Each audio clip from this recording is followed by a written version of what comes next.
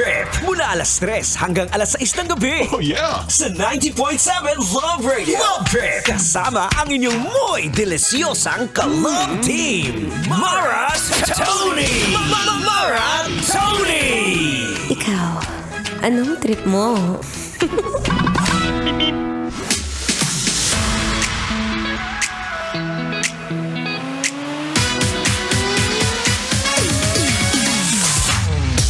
Mag-ingay!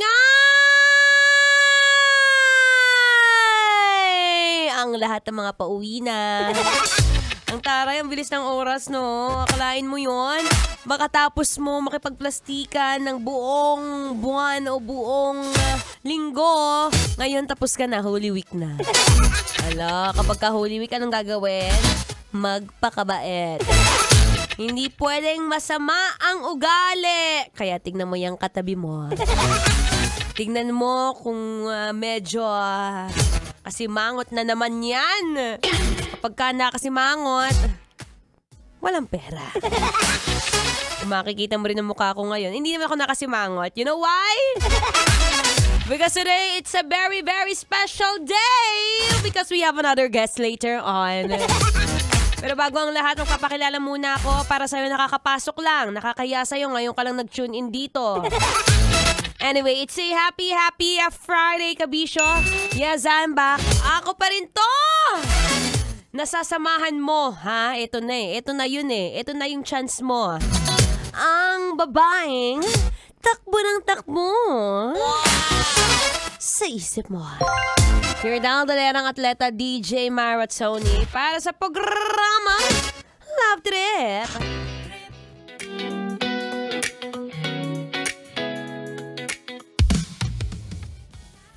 You heard it right. Kumusta ka? Kumusta ang iyong pakiramdam ngayon na sa mga nalalabi nating 44 days? Kakaunti na lang talaga ang supply ng gas. Diyos ko, patawarin. Kung pwede lang na manahimik muna sa bahay. Kung pwede lang ang mga DJ nasa bahay. Doon na lang kami mag-work. Boss, pengi po kaming console at saka itong microphone at saka kung ano itong mga pinipindot dito. Dahil we can't afford it. Pero sa mga naka-work from home ngayon, mabuhay kayong lahat dyan. Yung mga nasa tindahan, oy, wag mo na masyadong mag-init ang ulo. Tandaan mo, pag nakasimangot ka, mas makakahirap o mahihirapan kang magbenta. Pero saktong-sakto, kung nandito ko ngayon sa programa ko, welcome aboard. Later on, we are gonna start this very, very, very exciting interview.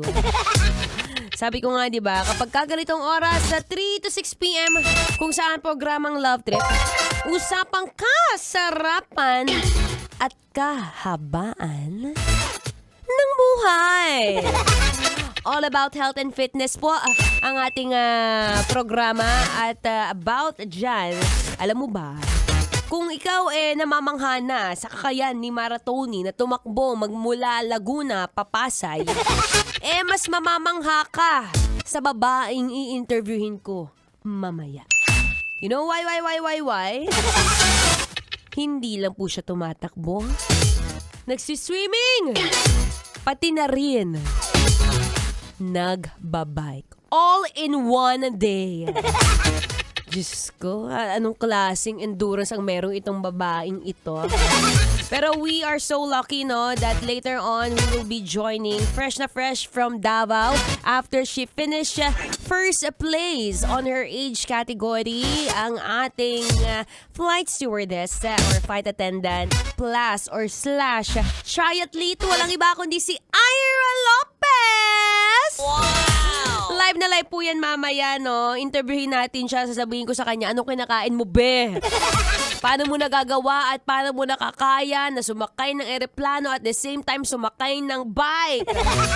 Grabe ang mga disiplina at endurance sa mga taong ito. And we would like to know more about that. Because still, bukod sa pagtaas ng gasolina, baka hindi mo at nakakalimutan mo na ngayong buwan na to, still we are celebrating the Women's Month.